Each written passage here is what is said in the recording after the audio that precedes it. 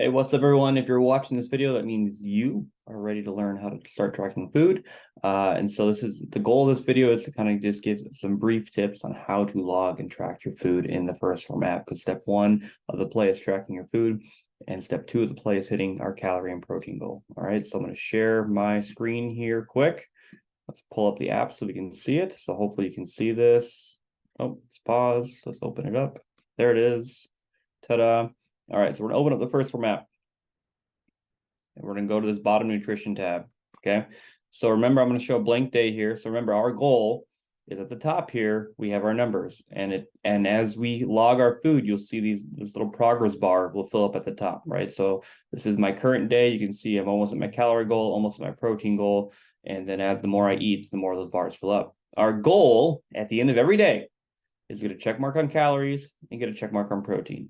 Right? Here's the other day. Check mark on calories, check mark on protein. If we do that every day, we should start to see progress towards our goal. All right. So, but logging food is where it starts. So we're going to hit this plus sign right here. We're going to click add food. And I'm just going to log my basic breakfast. So I do dark cherries. Let's see, pitted. Let's see if that shows up. There they are. So I have a cup of these cherries. So notice you can always pick your serving size. This is 1 cup. And if you want to go by weight, we do want to go by weight. If you look at the back of this label, it'll tell you 1 cup is 140 grams. So I'm going to weigh these out 140 grams and then put them in my shake. So I'm going to log it as a cup though, because I know 1 cup is 140 grams. I do almond milk. Let's see, it's great value. Let's see. So notice how if I type in more, it is more specific. Unsweetened vanilla almond milk, that's what I want. And I do a cup, which is 240 liters. Okay, I know that because I looked at the label, but I only do 3/4 of that. I do 180 milliliters. So I'm going to do that quick math. 0.75 cups to be precise. And then I got to get my protein in. I should have started with protein. We always start with protein. My milk chocolate. And this shake is bomb diggity all. Like if you have not tried this shake, here we go. All right, so if I look at this, I've just logged my food here. Got my total calories, 413 calories, 50 grams of protein, 34 grams of carbs, 6 grams of fat, and then it filled up there at the top as well. Okay. When we are logging food, I always want you to weigh it, log it, and then eat it. Okay. So that way you can make adjustments. Like if this is my last meal of the day and I know I'm short on protein, I can then add protein to my meal to increase that protein. Or maybe it's like, man, this pushes me over calories. I can take food away. All right. What I don't want to have happen is you weigh your food out and then you eat it and then you log it and you're like, shoot, a whole day has been wasted, or my numbers get too far off and it's hard to make up. All right. So we always want to weigh it, log it, then eat it. Okay. And I'm going to show you something really cool. If you make a mistake, you can swipe to the left and delete it.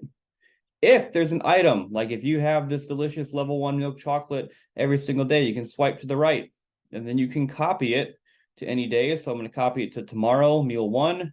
And then lo and behold, there it is for tomorrow, meal 1 right there. I already had one saved there already for tomorrow anyways. Right, so I'm going to delete that. So you can copy meals. And then I always tell you guys like, hey, pick a breakfast, pick a lunch that you like and stick with it. Here's why. It makes tracking very easy. I can hit these 3 dots right here, copy meal, and I can just copy the meal into tomorrow. So there's Friday. There it is as well. Another way you can copy meal. So today's Thursday when I'm recording this. I'm going to Friday. Another way you can copy meal is just hit that plus sign again, copy yesterday's meal. So if you just pick a breakfast that you love and you eat it 4 or 5 days in a row, all you got to do is measure it out, copy, paste, copy, paste, copy, paste. Really saves time, makes it very, very simple. All right, so we've gone over how to delete items. We've gone over how to copy items.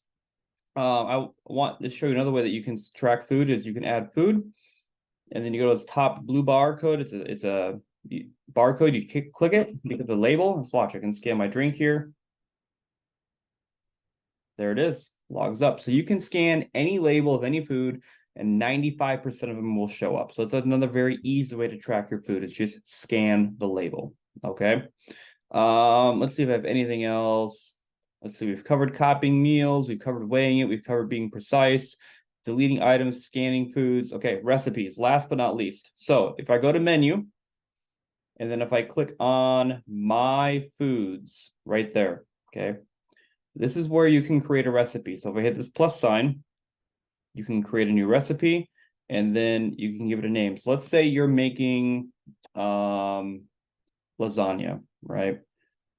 So you label it lasagna. If I can know how to spell lasagna, that's not how you spell lasagna. There we go. And then what I want to do is I want to scan and enter in all my ingredients. Okay, so let's just go. We got some lean ground beef. Why do we have lean ground beef? Because it has less fat. Where is it? 97% lean ground beef. There we go. So look, you want to log the whole amount. So if you're doing a whole pound of beef, you're going to log 16 ounces. Okay.